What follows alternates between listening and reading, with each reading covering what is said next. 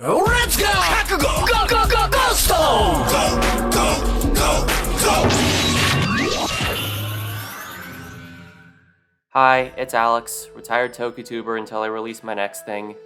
I did my own review of Kamen Rider Ghost like 6 years ago, and I haven't rewatched it since. So I'm absolutely fully prepared to talk about it. In all seriousness, my thoughts on the show as a whole have been stewing in the back of my mind for a while now, like a delicious stew. So, why in 2015 to 2016 did we as a society decide that Kamen Rider Ghost was the worst one? I mean, personally, I think it's a pretty good show. I don't think it's peak fiction or anything, but I don't think it's the worst thing ever. Hell, I don't even think it's the worst season of Rider I've seen. Not that I can say what the worst is, don't really outright hate anything I've seen. Sure, it's got episodes where someone acts out of character, it's got plot points that don't go anywhere, and it's got weird pacing stuff. I still don't understand why we couldn't have just had it be a year instead of 2 sets of 99 days. But as time passes, and the more Rider you watch, you realize stuff like this is sort of the norm. None of the problems Ghost has plot structure-wise are problems exclusive to it. They're all throughout the franchise, just distributed differently with varying intensity. And once you look past that, you can see all the really good stuff about Ghost. For example, my favorite thing about it is how the show's theme of how memories transcend death, instead of being hindered by a silly gimmick or the like, actually winds up enhancing the gimmick. The icons, on a surface level, are just eyeballs that hold the ghosts of dead famous people. But with the theme of connections after death in mind, this recontextualizes them as actual ghosts and more as representations of the ideas and philosophies they left behind. I mean, this explains why Billy the Kid, notorious murderer and robber, is counted as a heroic figure, because the icon is just a manifestation of the most ideal version of his historical self. Also, why Edison eventually stops saying real words and starts talking like a Pokemon. And why there are ghosts of fictional characters like Robin Hood or Sanzo. These spirits aren't meant to be one-to-one representations of who they were in real life. They're supposed to be emblematic of the positive impact they had on history, fictional or not. In other words, icons. This also elevates the meaning behind Mugen Damashi as Ghost's final form. Rather than being capped off with the standard all gimmicks combined form, it's a form more focused on the idea of infinite potential and the emotions tied to our connections with others.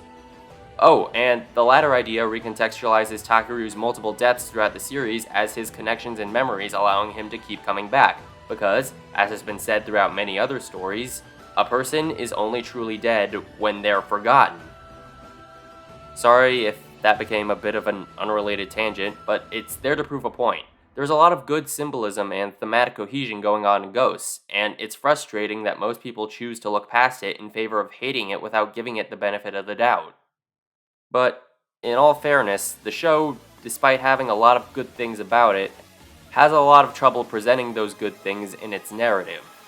Put simply, the thing that keeps the show from being considered good is that things that should have been part of the narrative wound up being relegated to side content.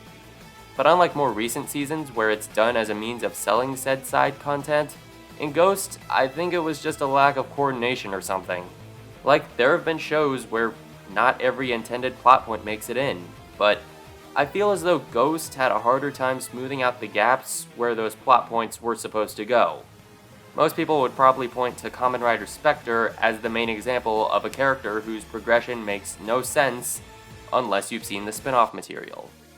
Before this, most V-cinemas were just side content meant to serve as extra, inconsequential character development, and not to rock the boat in regards to the lore of the show. Rebirth Spectre burst through those floodgates by effectively being essential viewing to understand the narrative of the show, and now every V-cinema thinks they have to do this to justify existing. But it's not just plot stuff that gets hindered by this split-apart narrative. There are some legitimately good emotional moments that get weakened from their absence in the show proper. Case in point, Boost Damashi in Movie War Genesis. A good chunk of the film is spent focusing on the bond between Takeru and his father, so When Ghost gets his standard film power-up, it's Tokon Boost, but it's renamed as Tosan Boost, or Father Boost. Its appearance in the film recontextualizes and elevates the meaning behind the form as the manifestation of their connection.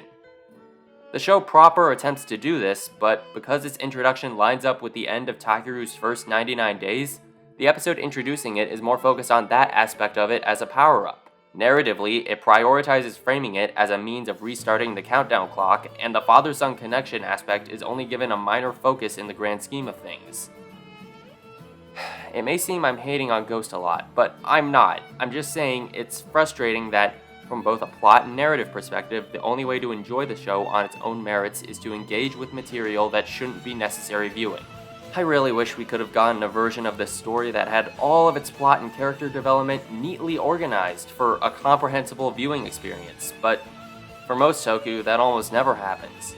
The only way I can see it happening is through a manga adaptation, but that only happens with the most popular seasons. And I don't know if you know this, but Ghost isn't that popular. Ah well, I guess all we can do is move forward and let the memory of the series inspire us to do greater things.